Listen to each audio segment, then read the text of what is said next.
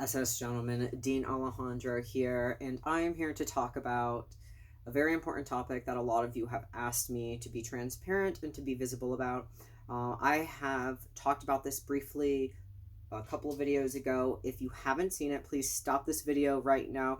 Go back a couple weeks ago to my coming out video where I talk about mental health, and this video will make a lot more sense because I don't want to really spend too much time talking about backstories or anything like that.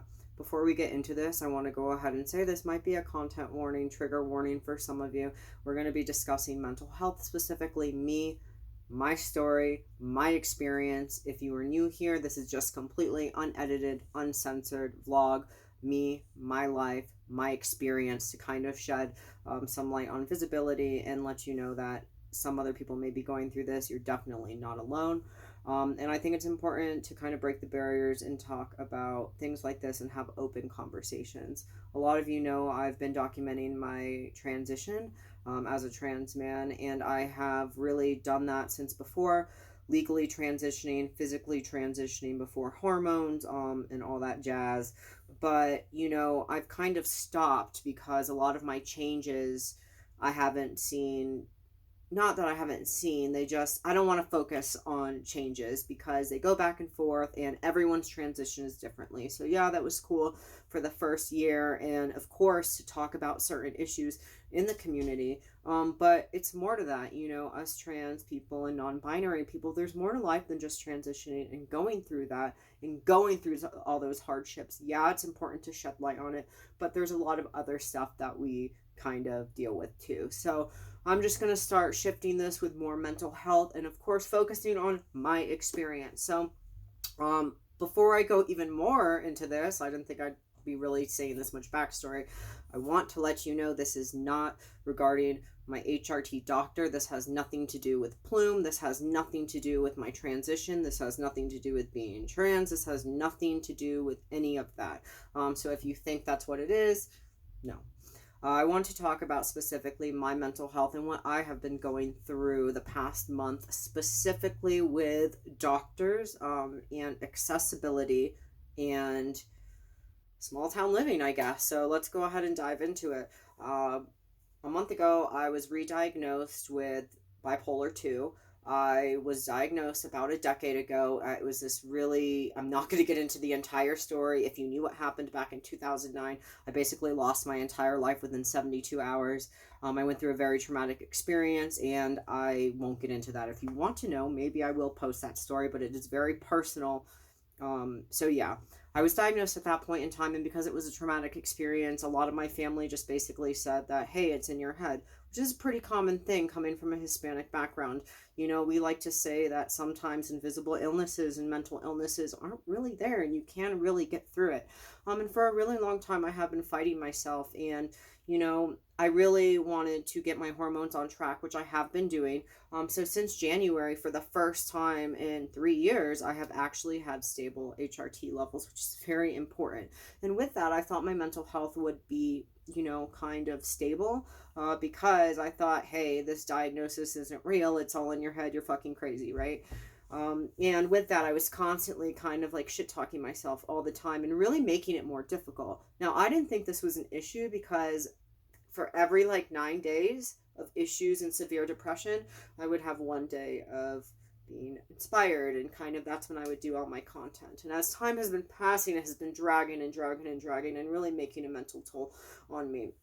And for a lot of you reoccurring viewers, you know that I have really been like settling down the past couple months on surgeries and really family values and the future, and kind of really getting my mental and physical health on check, creating a healthy foundation for my family and future family. And that kind of comes with mental health too. I really wanted to make sure I had a psychiatrist, had a couple different counselors, had a couple different things all in set for the mental recovery for a hysterectomy or bottom surgery, or really just in general. So that kind of really pumped me to do that. And so basically, I was re-diagnosed about a month ago, and I have to they put me right back on the medication I was on a decade ago. Instantly, I noticed changes, and it kind of made me realize that it takes 24 hours to really take control of your life, and everything can change if you just put yourself forward and don't think about it, and just kind of go forward to focus on yourself. So cool, right? I got on medication. So expensive. It was so expensive. I'm gonna vouch for GoodRx. I will be doing a partner video with them later. But GoodRx Gold, I definitely vouch for them 100%. They save a lot of money. And like I said, I'll save more details for that video. But the doctor prescribed me my medication. I won't disclose that right now. Maybe in the future I will. And it was a starting dose, 25 milligrams. And you basically start with that and you gradually go up. You have to watch for a couple side effects that are pretty deadly, but whatever. Isn't that with everything? I mean, honestly.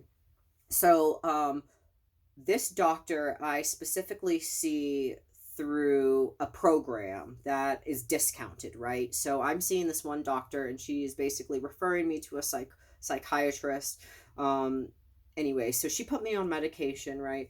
For the first 2 weeks, I was on that medication, and when my RX script was expired, she wasn't time sensitive about it, it kind of happened last minute, and I had to say, hey, what's going on, my prescription's gonna it's gonna be over tomorrow. I don't want a gap in my medication, especially when I'm increasing to the correct dosage. And it was kind of one of those things. I waited till the day of, and I got the medication, right? But I was sweating for no reason. Kind of a reason at the time, but I didn't want to go through this whole cycle and then withdrawing off medications. So I was like, wow, what a terrible experience. This happens again with doctors and being a number and not really being a priority. Well, then I got that prescription and I had a double dosage increase for 2 weeks. That ended yesterday or today. And I put my little pills in a Monday through Friday thing just because I have so many now and it's just easier to do. Well, I had completely forgot that I was running out. And last week I actually emailed my doctor and said, hey, just FYI, I'm going to be running out. I really don't want to run out, have a gap, really explaining things that I don't need to explain. And she didn't respond. Now, whatever, doctors are busy, right? Ironically, yesterday because I convinced my wife to go and get her mental health checked up too, and she had an intake appointment with that same doctor. So that doctor basically ignored my emails, ignored my calls, ignored everything. And I didn't realize this until 8 o'clock, 9 o'clock at night, last night. And I was looking all over for my medication, all over. And I started freaking out, hardcore, freaking out. What am I going to do? I have to work. I can't go through this. And I kind of psyched myself out more. Now, sometimes my cat will, knock over stuff and put it in the recycling bin or the trash bin. That had happened before.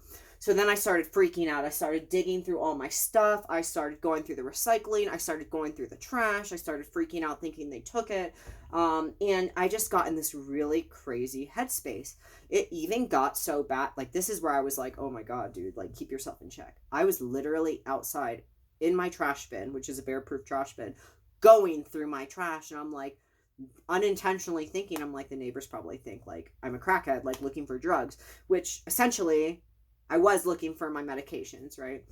And it's just one of those things where I was in such a desperate need, and then it made me feel sick to be so dependent on a medication, because that's kind of where I was before. I didn't want to be dependent on anything. I didn't want to have to deal with this. I didn't want to depend on doctors because of these issues.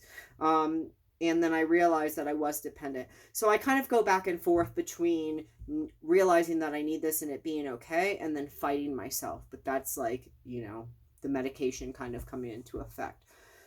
Anyways, I had to call again this morning when I haven't been on my medication. I usually take it right in the morning so I'm okay for work. And same shit happened. Anyways, luckily I was able to go get it refilled on my lunch. But it was still this issue of having to, go through it. But I do meet her in person for the first time next week, so we will see. I just really don't like mental health issues or any medical issues being put on the back burner. A lot of you had asked, and I know I've been kind of vague with it, but I kind of wanted to really explain. So that's what's been happening. And yeah, now I'm really just trying to be more visible with bipolar 2 and mental health and severe depression and anxiety. So if you are going through this, please know that you are not alone. Please reach out to me anytime, especially if you feel like you're not getting proper care from doctors. I am not a doctor, and I know it's different per state, county, country, but I will try to point you in the right direction if I can. My biggest goal is to let you know that I'm going through this too. If I'm going through this, other people are definitely going through this. And there's a stigma with mental health, especially with bipolar. And I'm really here to start embracing that and taking that in and really just kind of breaking these barriers. Now, I know I told you I'd be doing the binder giveaway. I'm sorry, that's going to have to be postponed till next week when I'm actually going to be doing a video on outing and how it's not okay to out a trans person, which I thought was common sense, but hey, common sense is not so common. So anyways, if you like this video, please give it a thumbs up. Please subscribe for videos every Thursday. If you have a topic you'd like me to do, please let me know, and we will see you later.